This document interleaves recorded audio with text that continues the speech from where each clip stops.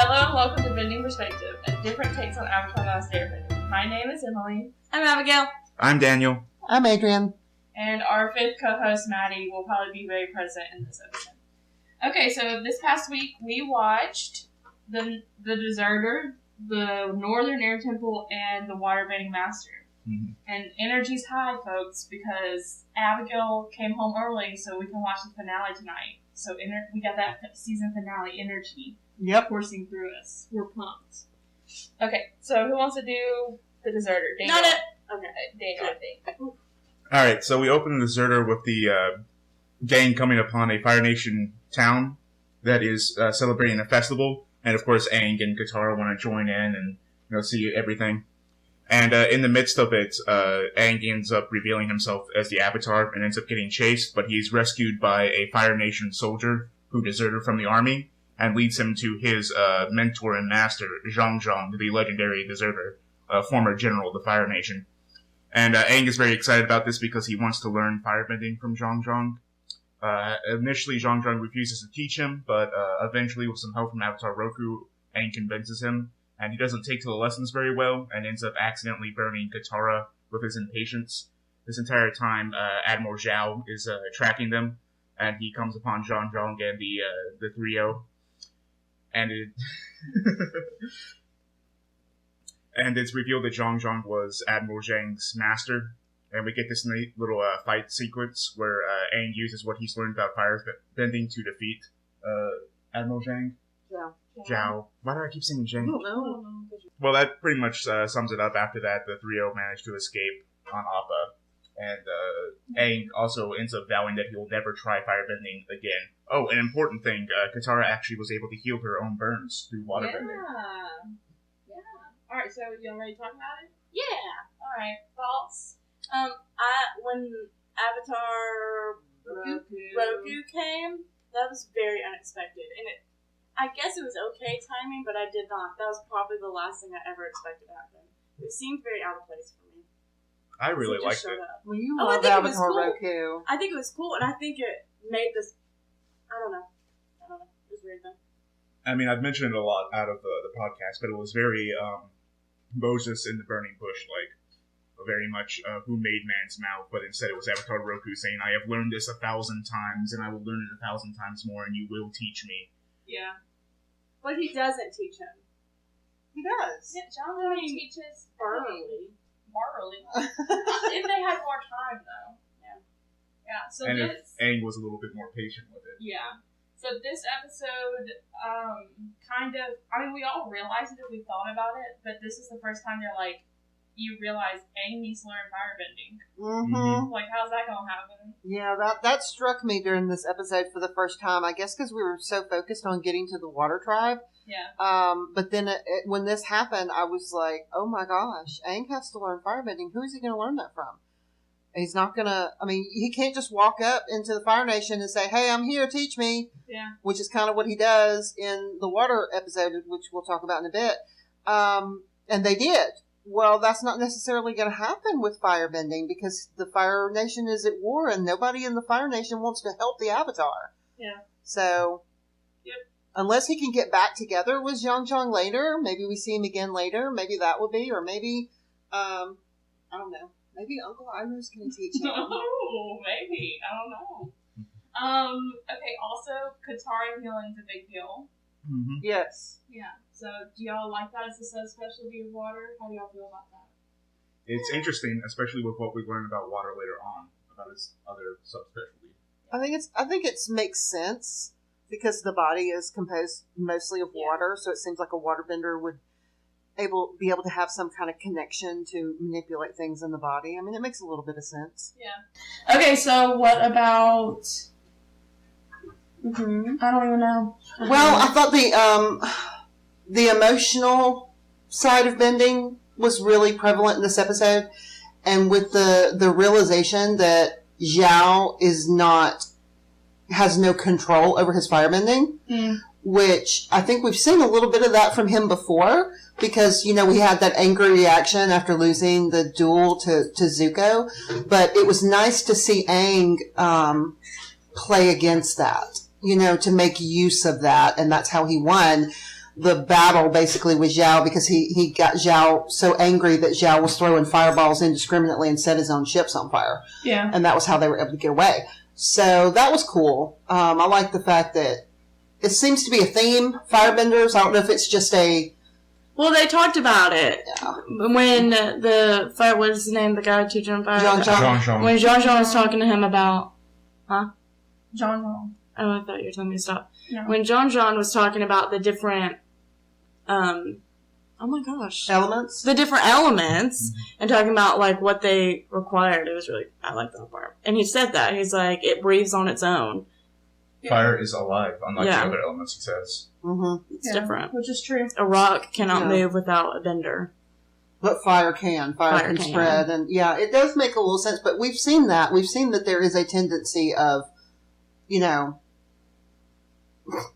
kind of a stupid pun, but hot-headedness in the firebenders. Yeah. They tend to be, you know, angry and a little bit out of control, whereas what little we've seen of waterbending seems to be very controlled.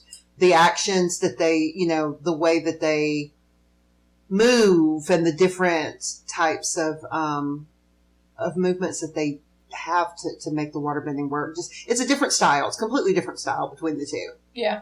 I love the way Aang sits compared to everybody else. So there was this like a moment when they were sitting around the fire with the man that brought them out of the city. Yeah.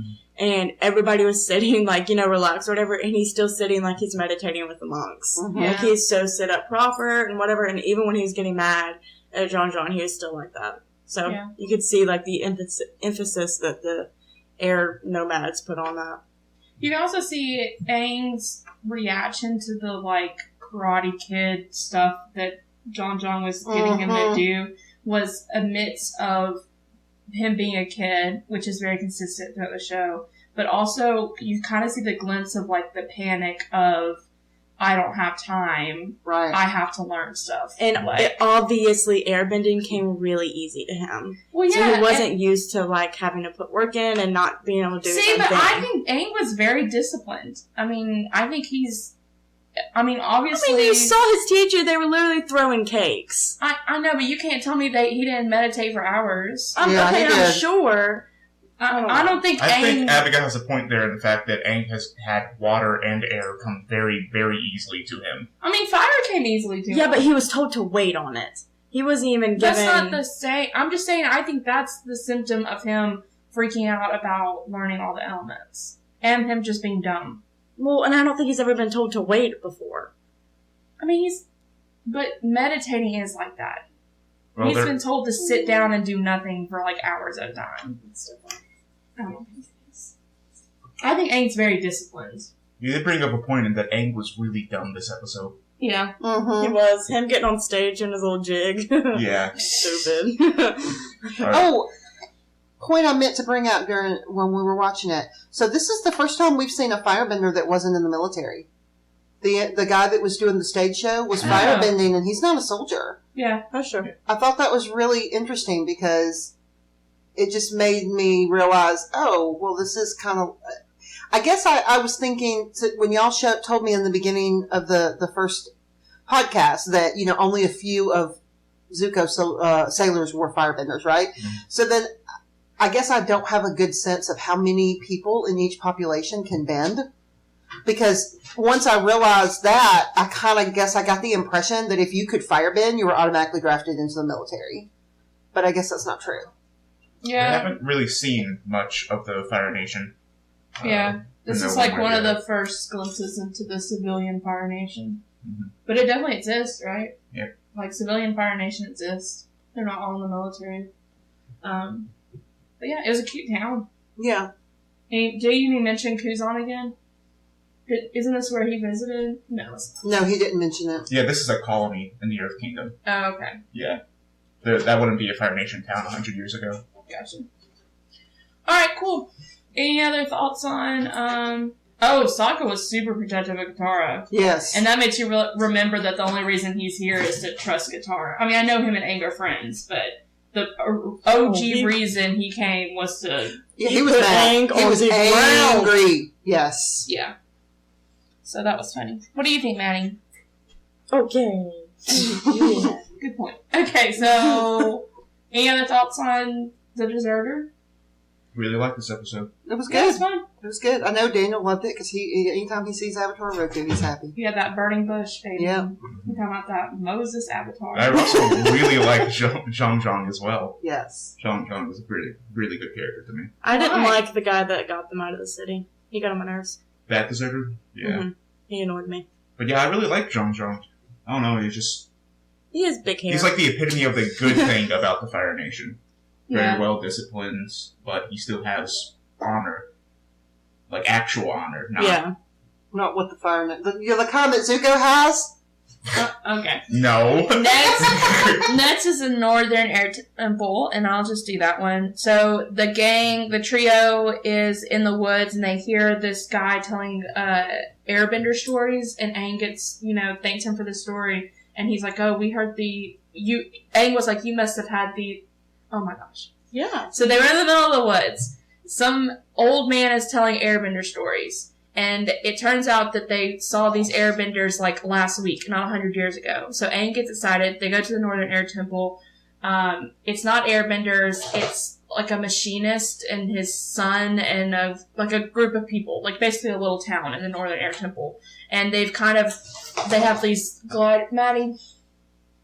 They have these gliders that they can glide around in the air temple, and the whole temple has been overtaken with a bunch of like pipes and machines, and Sokka and the machinist connect and they talk about inventions and stuff, and Aang is upset because the temple's not the same as it used to be, and they just kind of keep destroying every part of the temple. Then it turns out that the machinist is working for the Fire Nation, and they kind of confront him about this. He had no choice. And then the Fire Nation comes and like attacks the temple, but Aang and the trio help them fight it off, and then they're on their way. Yeah. So, Cool. I really liked getting to see Sokka's brain in this episode. Yeah, it was a good episode for Sokka. Yeah, it was. Sokka was like to see that Sokka was valued by this man who's obviously brilliant. He saw like a spark in Sokka. Yeah. But I will say that that ending, very ominous, because they produced a weapon and allowed the Fire Nation to get their hands on it, and it's a whole lot. I think Daniel, you said this. Or maybe it was you, Emily, when we watched it. It's a whole lot easier to control the fuel for a hot air balloon when you can make fire whenever you need it. That was Daniel. I don't break the rule of not talking about it unless on the podcast. I don't either because I watch it by myself. Yeah. So Sokka was cool this episode. There was Teo, the inventor's son, machinist's son, was in a wheelchair, and they were just casual about it. So Yeah. that was cool. Yeah, to see. and I was waiting for like emphasis on it. I was like kind of nervous for them to be questioned stuff like that, but they didn't really. I think they handled it The really one well. time they addressed it was when the China saying why he was so adamant about the gliders. He said, "I can make a new life for my son in the air." Right. Right. It was a good episode. And Teo was very, very competent with the gliders. Oh yeah. Yeah. One thing I like that they mentioned was the hot air being pumped outside the temple for them to glide on. Yeah. Instead That's of so cool. instead of making it just like, oh, we can just magically glide however we like, it's like, no, we have hot air that allows us to do all these tricks and stuff. Right. There was a basis for it. Aang's, heartbreak at seeing what happened was very rough. difficult. It was rough. And especially when they brought the wrecking ball through that wall when he was oh my goodness, and they talked about how they were just going to build another bathhouse there. That was tough because he's out of time, right? Yeah. He's not in his own time. And to see that the things that he did know were being destroyed was And he really values difficult. them. Well, I mean, to him, they were sacred. They are He sacred. said, That's you just his destroyed people. something sacred. So, I applaud them for not shying away from that kind of problem, because that's a problem that we're always going to have. Mm-hmm. How much do we sacrifice for the future, right? So, I mean, it's a big problem, and I think they handled it well. And Aang showed some wisdom at the end, saying, you're like the little hermit crab or whatever it was. Yeah. It's a new shell. But, yeah, it's rough. They didn't shy away from it. Because, oof. Oh, we also got a fun fact that they used to have the air bison races at this Yes. temple. Thought that was cute. Polo, wasn't it? Everybody said Air polo? bison Air polo. Yeah. polo. That's cute. It was adorable. But yeah, it was a tough one because I really felt for Aang. You could tell he was very upset. There was a lot of anguish in his expression, and it was... And I mean, just the image of these like paintings on these walls and pipes bursting through them. Yeah, and, it was not good. It was not good. But at the same time, you also understand why he had to do that. You know? And that ending line, I know we talked about it, that was like some... Like, that line was on an epic level that you could imagine it being in a history book, right? Like, it was very like... I'm trying to remember the exact wording of it, but it was... This defeat will open the door to many victories. Yes. Yeah, because they got the hot air balloon. Yeah. Those tanks, though, that could climb the rock walls. Mm-hmm. They Well, put it kind of some thought in shows that. us, because there was like this weird question, and I know it's not completely answered, of how they got to the Yes. air temples. Yeah. So that kind of answers. But have they had those? those for 100 years? That's They another have not. thing. They have not. The machinist is the one that made them. So we still don't know how they got up there? Not really. Okay. Yeah. Mm. Yep. Any other thoughts on the Northern Air Temple? That's cool. A lot of more technological advances for the Fire Nation, and actually a really big episode for Sokka, kind of, because it really emphasized how really smart he is. Mm-hmm. He's Tactical. incredibly intelligent. Yeah, he's tactical. Yeah. It was really cool. I enjoyed this and- episode. We kind of we keep getting hints about like the spiritual element of bending, and Aang talking about how the spirit is the thing that allows you to fly, you know. Yeah. That was a cool little touch. Every time we get a little glimpse into that side of bending. Because I may or may not have been watching a Hello Future Me thing on YouTube. I love Hello Future Me. And he was talking, we can talk about this. He was talking about how, like, people complain because they're like, if the Earth is carbon, why can't they bend? So people get really scientific about it. And they're like, you should be able to bend this, this, and this. And his argument, and I'm with him, is that it's more spiritual than substance. Right, I mean, it's way more spiritually connected. right. You know, like, the water being able to heal, yeah, it makes some sense on the substance part, but it also makes sense when, like, in Eastern culture, water is heavily connected to medicine, right? Like, and all this stuff. That, like, water has purifying elements in it. You Right. know? So they can't bend things because they don't, if that substance doesn't possess the same spirit of the element that they're able to bend. Yeah, basically. So, yeah. It makes sense. Yeah. It really does. Yeah, I don't care about all of that. It's just cool. Okay. You just talked about how much you like the talk of the 4 different elements. That's what we're talking about. Yeah, but how about how the benders behave differently with the element, not their spirit. Okay, well, that's... There is an episode you are gonna just love. Okay, well then I will love it then, not now. Okay. So, any other thoughts on the Northern Air Temple? I don't think so. Good episode all We're around. ready. I think we're ready to get to the finale. I think that's what's going on here. Well, we got one more to get I through. know. We gotta get one more episode. All right, It's a good Waterbending one, though. Master. Okay, Waterbending Master. So the trio winds up finally making it up to the area of the Northern Water Tribe. And they're welcomed once they know who they are. They're welcomed with open arms. They throw them a feast. At this feast, they see waterbending displays of the students and the waterbending master, whose name is Master Paku. And Aang is super excited to begin training with Master Paku. And at this feast, incidentally, Sokka meets a girl named Yue, with white hair, who is the princess, and he seems to really like her, and she seems to kind of like him back. So Aang shows up the next morning to train with Master Paku and brings Katara with him and says, hey, I'm here and here's my friend. And Master Paku says, oh, there's been a misunderstanding. You didn't tell me your friend was a girl. We don't train girls to waterbend in this way. The only way that girls get trained who are benders is they get trained to heal, but we don't teach them to fight. Katara's having none of this. She says, no, I want to fight. I don't want to heal. Aang stands up for her and says, if you won't train her, then I'm not going to train either. And Katara says, nope, you didn't mean that because it's too important. You're the Avatar. You have to learn. I'll go to the healer's tent, you stay. So Aang gets some training, and he and Katara decide that he will be trained, and he'll come back in the evening and he'll teach Katara what he's learned. They try this, but they're caught by Master Paku, who is very insulted, feels like they have disrespected him and his tribe's traditions, and he says he's not going to teach them anymore. Katara's really having none of this, and she challenges him to a fight. And she's very outmatched, because she's going up against a master, obviously. But she puts up a good fight. And in the fight, her necklace falls off. And after Master Paku kind of finishes the fight by imprisoning her, he picks up the necklace and realizes that it's a betrothal necklace that he himself carved years and years ago because he was in love with Katara's grandmother.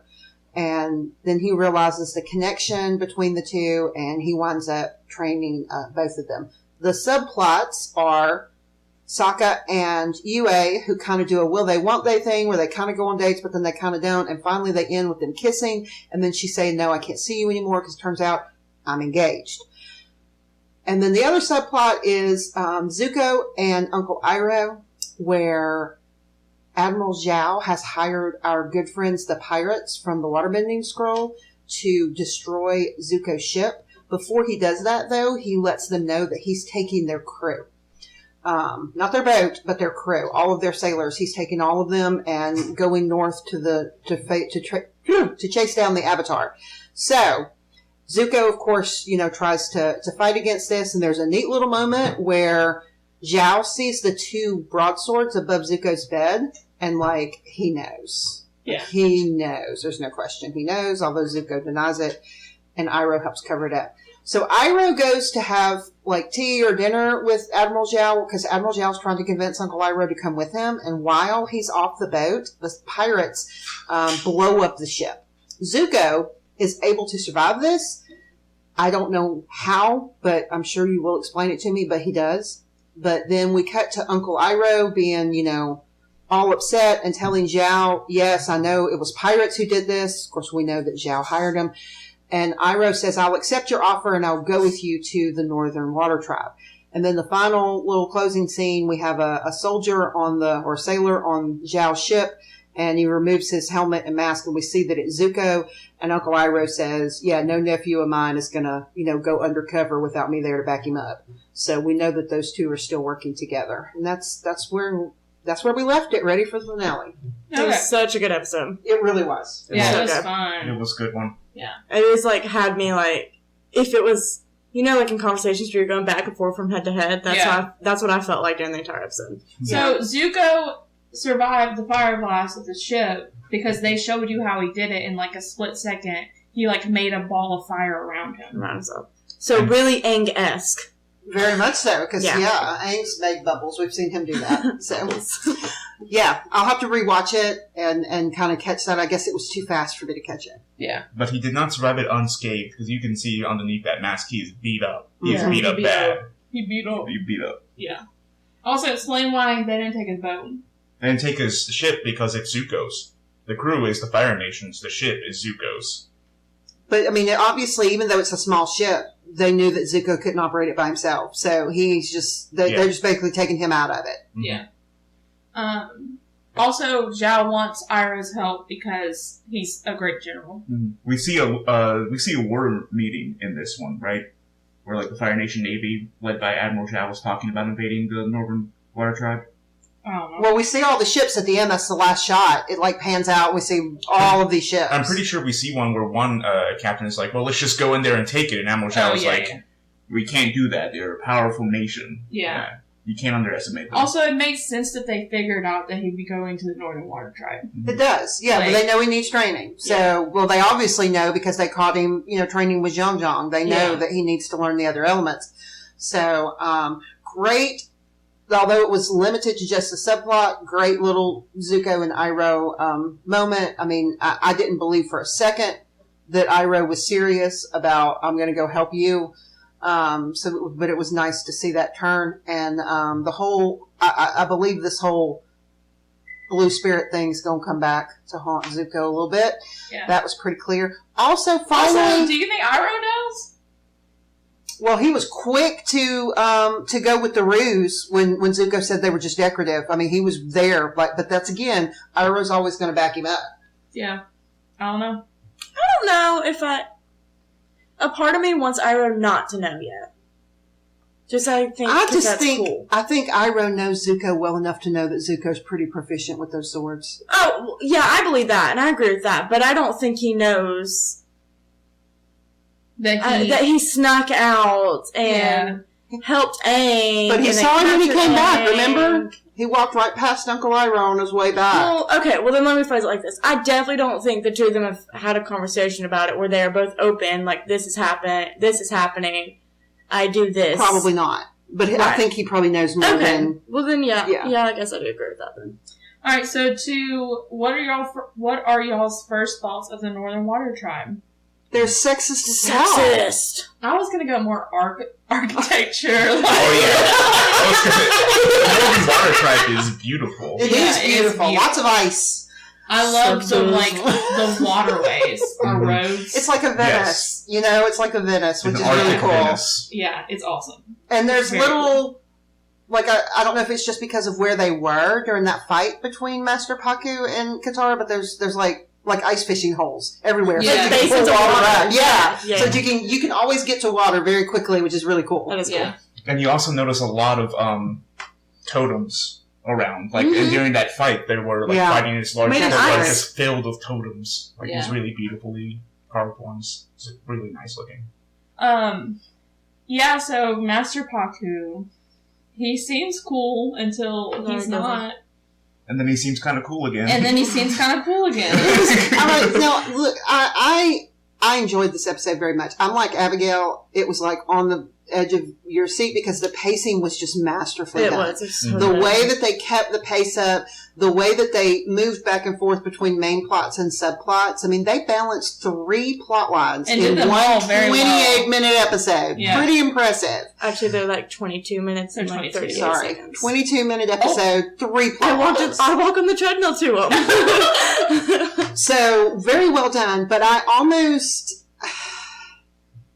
wish that the realization that Katara deserved to be trained was more about, hey, this is an outdated idea and this is wrong and this girl is worthy, more than, I used to be in love with her grandmother, so I'll probably train her now. I don't think it was that. I think it was, this is the reason she left. Mm-hmm. We can't do this anymore. Yeah, that's what Katara said. Okay. Yeah, I picked up on that as well. Yeah. Okay, you're right, because Katara does say she wouldn't let your stupid customs. You're right. Okay, there's that big moment of why this is why she's not here. You're correct. I retract my objection. Oh, okay, that was formal. That was formal.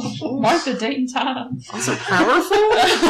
So, Katara's awesome. We could see she surprised me. Real water bending from Katara. She was having none of it. She was having none of that sexism at all. Which dates all the way back to the first episode. It does. The only reason we have Aang is because Katara ain't having it. It's consistent. It's consistent. Yeah.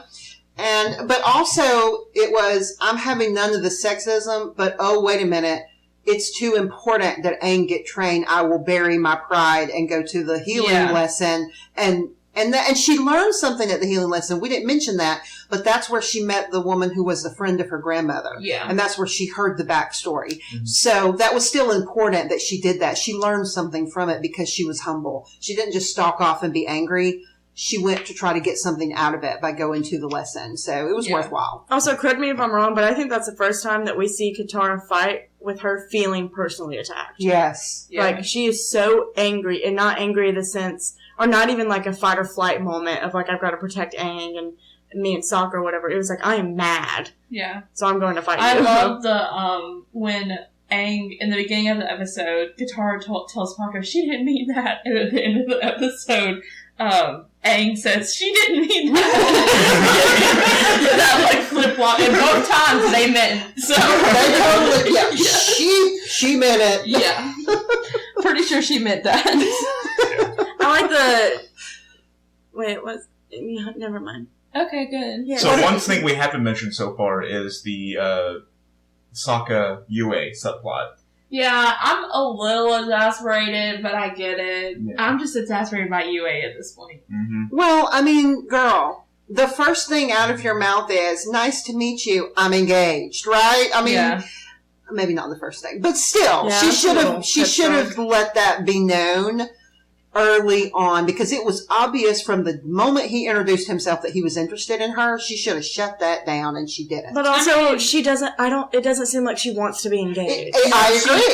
100% does not. So then she's in this, like, really weird situation of, like, it's not fair not to tell him, but it's also not fair for her to go through with the engagement. Yeah. And on top of all that, she's a princess. Mm-hmm. Well, princesses in most, don't usually get to choose who they marry in a lot of cases. Poor Jasmine. Jasmine got that handled, though. She did. You know, getting to really know and like this girl and get interested in her, and then she turns out to be engaged. I mean, that's rough, buddy. Yeah. Okay. Stop it. You can't keep doing that. What? So, Is he throwing things in there I should catch? Yeah, he's Where's my fishing rod? It's some foreshadowing. That's what he's playing with y'all. So, okay, any more thoughts on this episode? Other than I'm mad at Daniel now? No, there isn't. Okay. It's got to be significant that we are heading toward a showdown between the Fire Nation and the Water Nation, and Zuko's along for the ride. Like, he's going to have a part to Why'd play she in say this. ride like that? Why did you say it like that? Calm down. I just meant. I mean, I'm just saying, the whole contrivance of getting him on that boat somehow, Let's watch. it's gonna, there's gonna be a reason why he and I were there. There just is. Well, there is, Mom. He's trying to get the Avatar. Uh-huh. Mm-hmm. Well, we know that's not what happened. Well, okay. We got 2 more seasons to go. You saying that Zuko is not going to get the Avatar? Well, if Zuko captures the Avatar and turns him over to the Fire Nation, then we're pretty much at the end of the arc, and I don't think we're there yet. Okay. All right. Well, the finale is called The Siege of the North, Part 1 and Part 2. It makes perfect sense. So, Let's hurry up. whoop whoop! I'm excited. All right, favorites Oh, favorites. Abby, out of the 3. I gotta see the names again. the Northern Air Temple. No, the Deserter, the Northern Air Temple, the Waterbending Master. Waterbending Master. Me too, Dan. The Deserter. Waterbending Master. All right. I'm keeping it. What are you? Part 2? You're still on? I watched it like 3 times again. I really like it. Okay, great. I'm gonna stick with the Blue Spirit, Dan. Blue Spirit. Ooh. I really have a hard time choosing. I always do. Well, then you just need to come prepared then. I should. You I should should think make a about it list. more You ahead need of a time, and I bracket. haven't. I haven't been thinking bracket. about it ahead of time. Yeah, I gotta stay Blue Spirit. Blue Spirit's Okay. just so good. It's really good. All right, so we're gonna go watch the finale all together as it should be, and catch y'all next time. Yeah. Who's signing off today? Emily. My turn. Oh, crap! I forgot. I did too. And that's the sign off. Crap! Yeah, I really have no idea. Yeah, binge you later. Whatever. Ew. All right, bye. All right.